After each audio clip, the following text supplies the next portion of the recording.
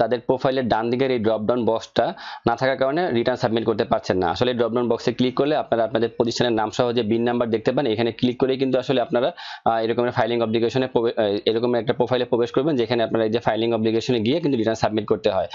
কিন্তু ছোট একটি ভুলের কারণে রেজিস্ট্রেশন করার সময় অনেকেই কিন্তু ড্রপ ডাউন বক্সটা মিসিং করেন, অর্থাৎ ড্রপ ডাউন বক্সটা আপনারা পান না। তো আজকের ভিডিওতে আমি দেখাবো যে কিভাবে এই ড্রপ ডাউন বক্সটা না পেলে আপনারা এটা সমাধান কিভাবে করবেন, আর কি কারণে মানে কি ছোট ভুলের কারণে আপনারা এই ড্রপ ডাউন বক্সটা মিস করেন। আরেকটা ব্যাপার আগেই বলে রাখতে চাই, ড্রপ ডাউন বক্সটা মিস করলে কিন্তু আপনারা ব্যাট অনলাইন সার্ভিসে 16,555 ফোন দিয়ে কিন্তু এটা সমাধান করতে পারবেন না। এটা সমাধান করার জন্য কিন্তু আপনারা আপনাদের যে এখানে ফার্স্টে যে আপনার নাম দিয়ে যে আপনার যে প্রোফাইলটা, এটার মধ্যে ক্লিক করার পর আপনারা এখানে ঢুকে আপনার যে মাই প্রোফাইলে মানে মাই প্রোফাইলে পাওয়ার জন্য আপনার এই মাই প্রোফাইলে এখানে ক্লিক করতে হবে। এই কার্ডটাতে ক্লিক করলে এই যে এই কার্ডটাতে ক্লিক করলে মানে আপনি যখন আপনার নাম দিয়ে যে প্রোফাইল থাকবে সেখানে মাই প্রোফাইলে এখানে ক্লিক করলে আপনারা এরকমের আপনাদের প্রোফাইল দেখতে পারবেন। তো এই প্রোফাইলের স্ক্রিনশট কিংবা এটা একটা প্রিন্ট নিয়ে আপনারা ব্যাট অফিসে যাবেন, গিয়ে আপনাদের যে বিন নাম্বারটা থাকবে বা বিন সার্টিফিকেট থাকবে সেই সার্টিফিকেট শো করলে আপনাদের এই সমস্যার সমাধান করে দেবে। তো আজকে ভিডিওতে আমরা দেখবো যে আসলে রেজিস্ট্রেশনটা কিভাবে করলে আপনারা এই ড্রপ ডাউন বক্সটা মিস করবেন না, অর্থাৎ আপনারা ব্যাট অফিসে না গিয়ে আপনারা এমনভাবে রেজিস্ট্রেশন করবেন যেন আপনারা ড্রপ ডাউন বক্সটা পেয়ে যান। তো ভ্যাট রেজিস্ট্রেশন করার জন্য আমরা শুরুতেই কিন্তু গুগলে গিয়ে vat.gov.bd কিংবা ভ্যাট অনলাইন লিখে সার্চ দিলে কিন্তু আমরা এরকমের ভ্যাটের মানে অনলাইন ভ্যাট সার্ভিসের যে হোম পেজ, সেই হোম পেজের একদম ফার্স্টে এই পেজটাতে আমরা প্রবেশ করি। প্রবেশ করার পর আমরা সাধারণত যেটা করি সেটা হচ্ছে আমরা সাইন আপে গিয়ে কিন্তু আমরা রেজিস্ট্রেশন করি। এটাকে বলে আসলে প্রোফাইল রেজিস্ট্রেশন। তো সাধারণত রেজিস্ট্রেশন করার সময় আমরা এখানে রেসিডেন্ট দেই, তারপরে এখানে আমাদের একদম সঠিক যে এনআইডি নাম্বারটা, মানে আপনি যদি প্রতিষ্ঠানের কোনো ম্যানেজার বা চেয়ারম্যান বা নিজে মালিক হন, যেই হন না কেন আপনি প্রতিষ্ঠানের হয়ে আপনারা আপনাদের এই রেজিস্ট্রেশনটা সম্পন্ন করেন। তো এখানে আপনাদের এনআইডি নাম্বার, তারপরে এখানে আপনাদের নাম, এরপর এখানে আপনার ডেসিগনেশন আপনারা যদি চেঞ্জ করতে পারেন, যে আপনি যদি কোনো এমপ্লয়ি হন, ম্যানেজার হন, আপনারা এখানে আপনাদের ডেসিগনেশন দিতে পারেন। এরপরে আপনারা এখানে সঠিক যে মোবাইল নাম্বারটা এই মোবাইল নাম্বার এখানে দিতে হবে। একটা ব্যাপার কিন্তু মনে রাখতে হবে যে এই মোবাইল নাম্বারটাই কিন্তু আসলে আপনার পরবর্তীতে হয় ইউজার নেম।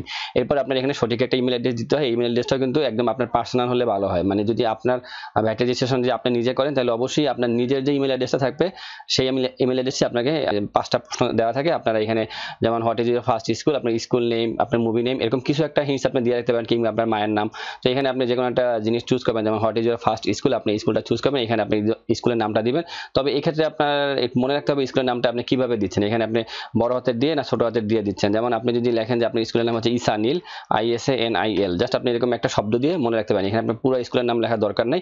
মানে আপনি যদি কখনো পাসওয়ার্ড রিকভার করতে চান তাহলে কিন্তু আপনাকে এই জিনিসটা মনে রাখতে হবে। এখন কেউ যদি এটা দেওয়ার সময় যদি আপনি যদি আইটা ছোট হাতের দিয়ে থাকেন, পরবর্তীতে যদি আপনি আইটা যদি ছোট হাতের না দিয়ে যদি বড় হাতের দেন তাহলে কিন্তু আপনি রিকভারি করতে পারবেন না। এই জন্য আপনারা রেজিস্ট্রেশন করার সময় আপনাদের শুরুতেই যে জিনিসটা আমি বলবো যে আপনারা এটা যখন পূরণ করবেন তখন এটা একটা স্ক্রিনশট নিয়ে আপনারা সেভ করে রাখতে পারেন। অবশ্যই এই জিনিসটা আপনারা পরেও মানে একটু পরেও আপনারা এই জিনিসটা সেভ করতে পারবেন, আপনাদের প্রোফাইলের মধ্যে ইনফরমেশনটা দেওয়া থাকবে, কিন্তু এই যে রিকভারি যে কোশ্চেনটা এটা কিন্তু আপনার প্রোফাইলের ইনফরমেশনের মধ্যে থাকবে না। তো এটা আপনাকে মনে রাখতে হবে।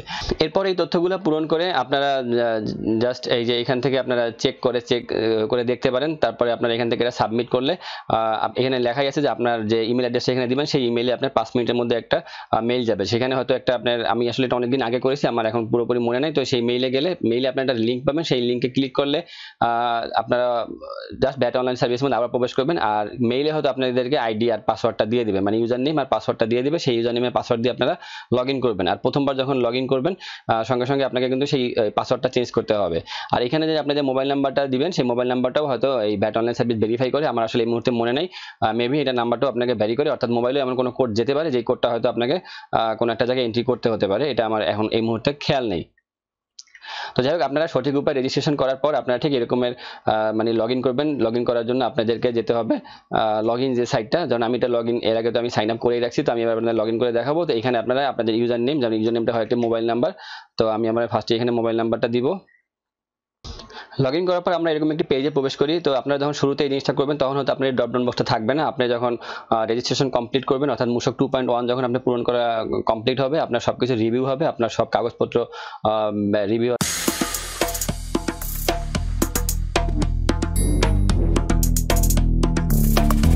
তো এটা করার পরে তো আপনি এটা থাকবেন, আমি আবারও বললাম। তো এরপরে আপনি এই ফর্মসে ক্লিক করবেন। তো ফর্মসে ক্লিক করার পর আপনি ঠিক এরকম একটা পেজে প্রবেশ করবেন।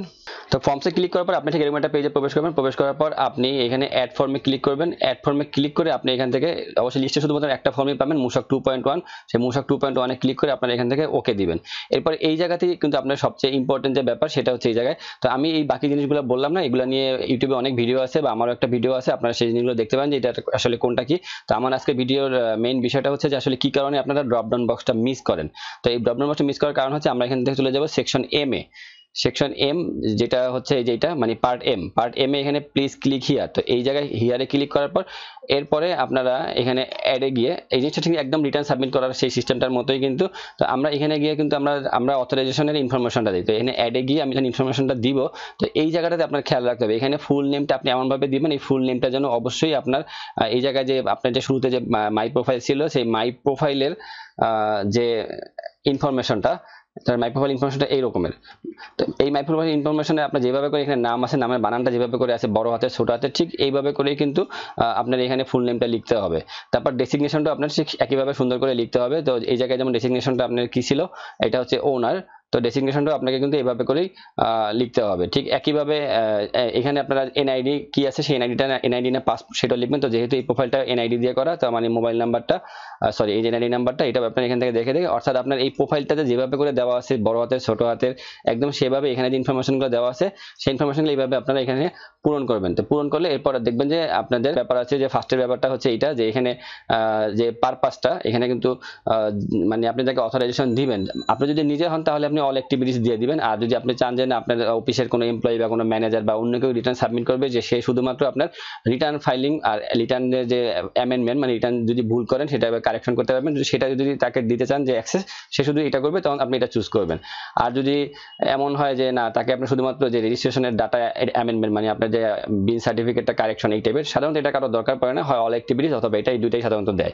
তো আপনি যেহেতু আপনি নিজের জন্য করবেন, আপনি অল অ্যাক্টিভিটিস দিয়ে এইভাবে করে আপনারা যদি এটা পূরণ করেন তাহলেই কিন্তু আপনাদের এই সমস্যাটা আর পড়বেন না ইনশাআল্লাহ।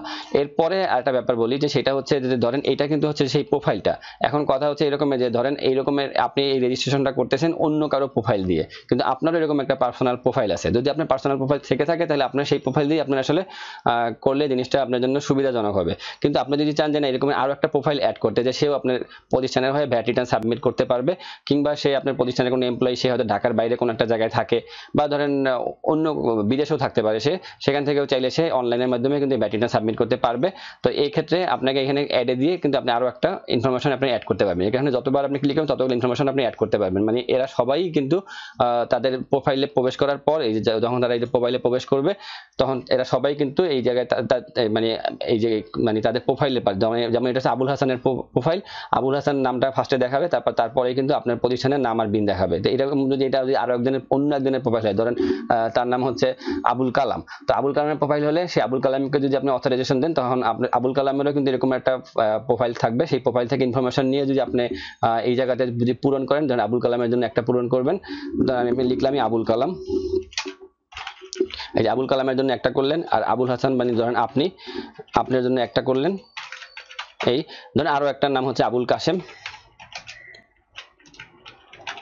এরকম আপনি যতগুলো খুশি অ্যাড করতে পারবেন। আমি তিনটা করে দেখাচ্ছি।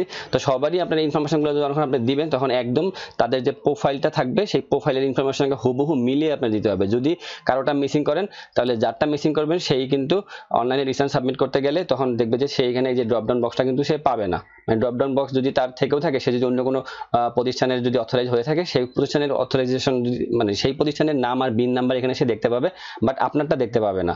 তো আশা করি আপনারা সবাই বুঝতে পারছেন যে আসলে কি কারণে আমরা ড্রপডাউন বক্সে মানে বক্সটা কেন পাই না, জাস্ট এই এম সেকশনে জাস্ট সিম্পল কিছু ভুল করার কারণে।